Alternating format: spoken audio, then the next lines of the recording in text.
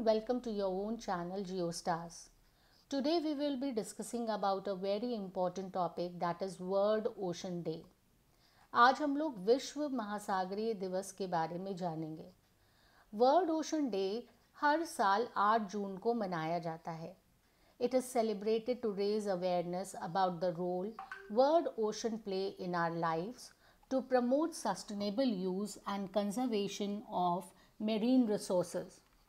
वास्तव में world ocean day हम लोग इसलिए मनाते हैं कि हम लोगों के मध्य जागरूकता उत्पन्न कर सके कि किस प्रकार महासागर हमारे जीवन में एक महत्वपूर्ण भूमिका निभाते हैं। साथ ही में हम जो भी मेरीन रिसोर्सेज हैं या जो समुद्री संसाधन हैं उसका सतत इस्तेमाल करें, उपयोग करें और उनका संरक्षण सदैव करते रहें। वर्ल्ड ओशन डे इमर्ज किया था 1992 में earth summit Rio de Janeiro Brazil में और इसको ऑफिशियली रिकॉग्नाइज किया था यूनाइटेड नेशंस ने 2008 में। 2008 में वर्ल्ड ओशन डे का थीम था helping our climate, helping our ocean और ये थीम लॉन्च किया गया था the ocean project and world ocean network के द्वारा और इसका मेन फोकस था कोरल रीफ का, जो बहुत इम्पॉर्टेंट पार्ट प्ले करती हैं हमारी लाइफ में और ओशंस में भी।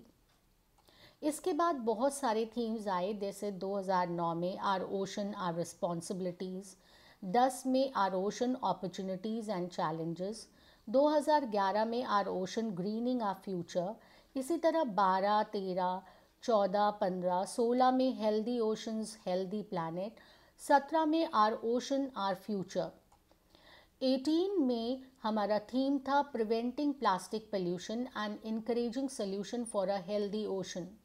जैसा कि हमें सभी को पता है कि धीरे धीरे प्लास्टिक हमारे जीवन का एक महत्वपूर्ण अंग बन गया है, परंतु प्लास्टिक आज न केवल पृथ्वी के लिए वरन ओशन के लिए भी बहुत ज़्यादा खतरा बन गया है। सो प्रिवेंटिंग प्लास्टिक पोल्यूशन ये 2018 का थीम था। 2019 में जेंडर एंड ओशन, 2020 में innovation for a sustainable ocean, 2021 में ओशन लाइफ एंड लाइवलीहुड और 2022 में revitalising collective action for the ocean. इस बार 2023 का थीम है planet ocean the tides and changing. इस थीम का मेन गोल है लोगों को अवेयर करना कि कितना इम्पोर्टेंट ओशन है और उसको प्रोटेक्ट करना उतना ही ज़रूरी है। यहाँ पे जो वर्ड टाइड यूज़ हुआ है उसका मतलब है न्यू वेव को जनरेट करना। हम सभी को पता है कि सूर्य और चंद्रमा के गुरुत्वाकर्षण के कारण ओशंस में लहरें ऊपर की ओर उठती हैं, इसको हम टाइड कहते हैं। तो समय आ गया है कि हम न्यू वेव ऑफ एक्साइटमेंट को जनरेट करें जिससे हम ओशंस को प्रोटेक्ट करें और अपने ब्लू प्लैनेट अर्थ को प्रोटेक्ट कर सकें। हम सभी को ये भी पता है कि 17 SDG गोल्स हैं और इन 17 SDG गोल में गोल नंबर 14 कहता है life below water. That means conserve and sustainably use the ocean, sea and marine resources. हमको इस तरीके से अपने ओशंस का उपयोग करना है कि हम उनका संरक्षण भी कर सकें, साथ में ओशंस के साथ सीज में और समुद्री संसाधनों को भी कंजर्व कर सकें और उसका अटमोस्ट यूज़ कर सकें। ओशन इकोसिस्टम के 70% पार्ट को कवर करता है and it provides food, energy and water. Oceans बहुत इंपॉर्टेंट होते हैं। दे आर द वास्ट अरे ऑफ मेरीन लाइफ। ये हमारे प्लैनेट के क्लाइमेट को रेगुलेट करता है, ऑक्सीजन को जनरेट करता है, फूड प्रोवाइड करता है, it is livelihood for millions of people and supports numerous ecosystem. अब बात आती है कि वर्ल्ड ओशन डे का एम क्या है, क्यों मनाते हैं हम world ocean day. So world ocean day का मेन एस्पेक्ट ये है कि हम लोगों का फोकस इस बात पे कर सकें कि आज के युग में हमारे ओशंस या महासागर कौन से सिग्निफिकेंट चैलेंजेस फेस कर रहे हैं, जैसे पोल्यूशन, ओवरफिशिंग, हैबिटाट डिस्ट्रक्शन और क्लाइमेट चेंज। इसके अलावा इंस्पायर करना इंडिविजुअल को, कम्युनिटीज़ को, ऑर्गेनाइजेशन को और गवर्नमेंट को, साथ ही ऐसे एक्शंस को टेकअप करना जो हमारे ओशंस को प्रोटेक्ट कर सकें और उन्हें संरक्षित कर सकें। इसका मेन एम ये भी है कि हम ऐसे इनिशिएटिव्स को प्रमोट करें कि मरीन पोल्यूशन या समुद्री प्रदूषण को कम किया जा सके। साथ ही हम मरीन बायोडाइवर्सिटी यानी समुद्री जैव विविधता को संरक्षित करें, मरीन प्रोटेक्टेड एरियाज़ पर काम करें, सस्टेनेबल फिशिंग प्रैक्टिसेस पे काम करें और एड्रेस करें impact of climatic change on the ocean. और ये हम तभी अचीव कर सकते हैं जैसे beach clean up programs, educational program, conservation project and advocacy of campaign. Advocacy of campaign का मतलब है कि जो भी कार्य हम ओशन को प्रोटेक्ट करने के लिए कर रहे हैं उसको करने के साथ साथ लोगों के मध्य उन प्रोग्राम्स को प्रोपगेट करें जिससे लोग भी इस ओर प्रेरित हों और इस कार्य को करें। वर्ल्ड ओशन डे का इस प्रकार मेन अटेम्प्ट है एनकरेज पीपल करना, understand the importance of ocean, make responsible choices, work together, ensure a healthy, sustainable future for ocean and the life they support. अब आता है इम्पोर्टेंस ऑफ ओशन। ओशंस हमारे climate regulation में बहुत important role play करते हैं क्योंकि ये significant amount of sun heat को अब्जॉर्ब या अवशोषित कर लेते हैं और ये रीडिस्ट्रीब्यूट होता है हमारे प्लैनेट पे ओशन करंट्स के द्वारा। समुद्र में जो जल धाराएं बहती हैं उनके द्वारा ये रीडिस्ट्रीब्यूट होता है। सो ये क्या करता है कि ग्लोबल टेम्परेचर को स्टेबलाइज करता है, साथ ही ये एटमॉस्फेरिक कार्बन डाइऑक्साइड को भी अब्जॉर्ब कर लेता है, which helps in mitigating and managing the impact of green house gases emission and climate change. इसके अलावा ये बायोडाइवर्सिटी और इकोसिस्टम के लिए भी इम्पॉर्टेंट है क्योंकि ओशन होम है वैरायटी ऑफ मेरीन स्पीशीज़ का। ये सपोर्ट करता है डाइवर्स हैबिटाट को जैसे coral reef, mangroves, sea grass beds, deep sea environment, और ये प्रोवाइड करता है क्रिटिकल ब्रीडिंग ग्राउंड्स को, नर्सरीज को, फीडिंग एरियाज़ को बहुत सारे मेरीन ऑर्गेनिजम्स के लिए। ये फूड सिक्योरिटी भी प्रोवाइड करता है क्योंकि oceans vital source of food है। ये fishing and aquaculture industries provide करता है जो ग्लोबल प्रोटीन का एक महत्वपूर्ण सप्लाई का एक केंद्र है। ये सपोर्ट करता है economies around the world. Economic importance भी बहुत ज़्यादा है क्योंकि ये ग्लोबल इकोनॉमी में इम्पोर्टेंट रोल प्ले करता है। ये फैसिलिटेट करता है international trade through shipping and transportation route. Tourism recreation industry भी इम्पोर्टेंट रोल प्ले करती है ग्लोबल इकोनॉमी में, जैसे beach tourism, scuba diving, coastal activities. साथ में ये ऑफर करता है रिन्यूएबल एनर्जी जनरेशन जैसे offshore wind and tidal energy resources को। ये मेडिसिन एंड फार्मास्यूटिकल्स में भी महत्वपूर्ण रोल प्ले करता है क्योंकि इसके थ्रू बहुत सारे न्यू ड्रग्स का इजाद हुआ है जो कैंसर, बैक्टीरियल इन्फेक्शन और इन्फ्लेमेशन जैसे डिजीज़ेस को भी ट्रीट करने में हेल्प करता है। हीट डिस्ट्रीब्यूशन में इम्पॉर्टेंट रोल प्ले करता है। ये रेगुलेट करता है अर्थ के टेम्परेचर को, significant portion of sun energy को अब्जॉर्ब करता है, स्पेशली ट्रॉपिकल रीजन में near the equator. So it absorbs heat energy, helps in balancing temperature extreme by distributing warmth from equator towards the pole.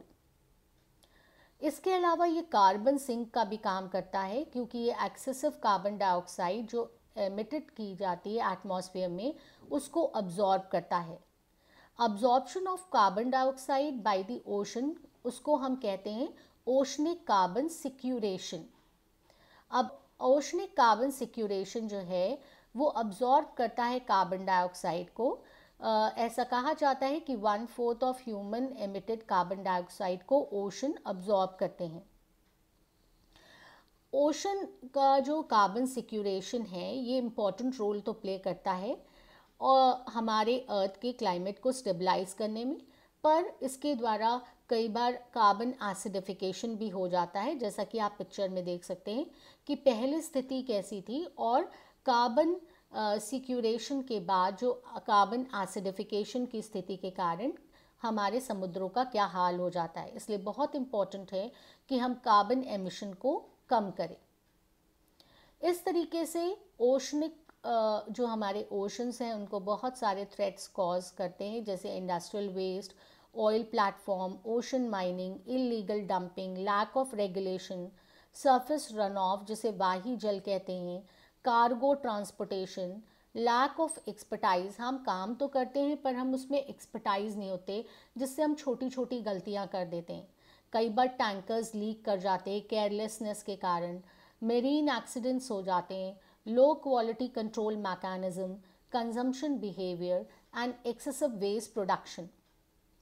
अगर हम statistics और highlights को देखें severity of pollution in ocean, तो United Nation ने कहा था कि approximately 8 million metric tons of plastic waste हर साल ओशन में एंटर करता है। कैलिफोर्निया और हवाई के बीच में एक ग्रेट पैसिफिक गार्बेज पैच बन गया है, और ये पैच टेक्सास के ट्वाइस द साइज है, और it contains an estimated 1.8 trillion pieces of plastic. इस पैच में लगभग 1.8 ट्रिलियन पीसेज ऑफ प्लास्टिक मौजूद है। ऑयल स्पिल समय समय पे होते रहते हैं। ऐसा ही डिजास्टर हुआ था 2010 में, जिसे हम डीप वाटर होराइजन भी कहते हैं। It release 4.9 million barrels of oil into the gulf of Mexico, और इसके कारण बहुत ही सीवियर इन्वायरमेंटल डैमेज हुआ था, जैसा कि आप पिक्चर में देख सकते हैं। ओवर फिशिंग भी एक बहुत बड़ी प्रॉब्लम बन गई है। United Nation food and agriculture organisation FAO ने रिपोर्ट किया कि 33% या 33% of global fish are harvested and at an unsustainable level. मतलब हम लोग असतत विकास के द्वारा ग्लोबल फिश हार्वेस्टिंग कर रहे हैं। The Atlantic bluefin tuna population भी लगातार डिक्लाइन कर रही है, approximately 85% since industrial fishing began. Climate change भी लगातार हो रहा है। The inter governmental panel on climate change IPCC report में कहा गया कि oceans have absorb more than 90% of excess heat, और ये जनरेट होती है ह्यूमन एक्टिविटीज से सिंस 1970, जिसकी वजह से लगातार ग्लोबल वार्मिंग बढ़ रही है। National oceanic and atmospheric administration NOAA estimated that 75% of world's coral reef are currently threatened. साथ में राइजिंग सी लेवल्स की भी प्रॉब्लम आ रही है। It is estimated that by 2100 global sea level could rise up to 1 meter, that is 3.3 feet, displacing millions of people. अगर सी level rise होगा तो मिलियंस ऑफ पीपल डिस्प्लेस हो जाएंगे, और इसकी वजह से extensive economic and ecological impact पड़ेगा। हैबिटाट डिस्ट्रक्शन भी हो रहा है, यानी निवास क्षेत्र में भी लगातार पतन हो रहा है। According to world wildlife fund, 50% of world mangrove which serve as crucial nurseries and protect coastline from erosion have been lost.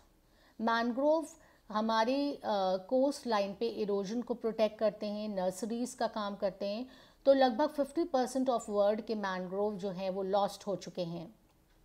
So effect क्या है? Biodiversity loss, water pollution, destruction of habitat of animals, harm coral reef, endangerment and extension of species, aquatic plants effect होते हैं, public health issues होते हैं, visual pollution होता है, tourism drop करता है, फिश की पॉपुलेशन डिक्रीज़ हो रही है, और लोकल लाइवलीहुड में भी लॉस हो रहा है।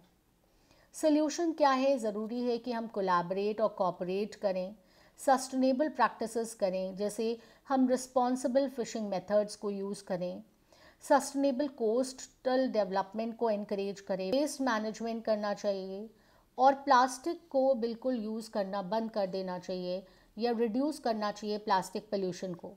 हमें एम्फसाइज करना चाहिए सर्कुलर इकोनॉमी अप्रोच पे, education awareness, harness innovation and technology, establish effective management marine protected areas, maintain fish stocks, international agreement and conventions को फॉलो करना चाहिए, कोस्टल क्लीन अप प्रोग्राम्स करने चाहिए, प्लास्टिक बैग को बैन करना चाहिए, स्पेशली वन टाइम प्लास्टिक को, mitigate करना चाहिए क्लाइमेट चेंज को, लिमिट करना चाहिए ग्लोबल टेम्परेचर राइज को, मेरीन इकोसिस्टम को प्रोटेक्ट करना चाहिए, बायोडाइवर्सिटी को प्रिजर्व करना चाहिए, सस्टेनेबल टूरिज्म एंड रिक्रिएशन को प्रमोट करना चाहिए, कल्चरल एंड स्पिरिचुअल वैल्यू को मेंटेन करना चाहिए, हमें खुद को एजुकेट करने की ज़रूरत है, इकोलॉजिकल फुटप्रिंट्स को रिड्यूस करना चाहिए, मिनिमाइज सिंगल यूज़ प्लास्टिक, ये मैंने अभी आपको बताया था, conserve water, minimise chemical use, conserve energy, support renewable energy.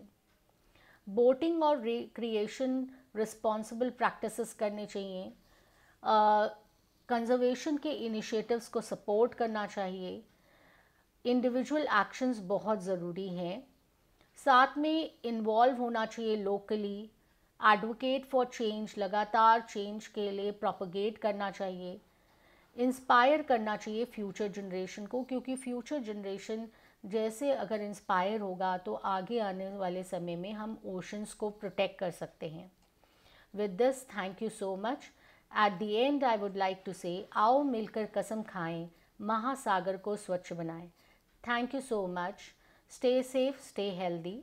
आपको अगर आज का वीडियो अच्छा लगा हो और आपको अच्छी जानकारी मिली हो और आपने अभी तक चैनल को सब्सक्राइब नहीं किया है तो चैनल को सब्सक्राइब करें, शेयर करें और लाइक का बटन दबाना ना भूलें।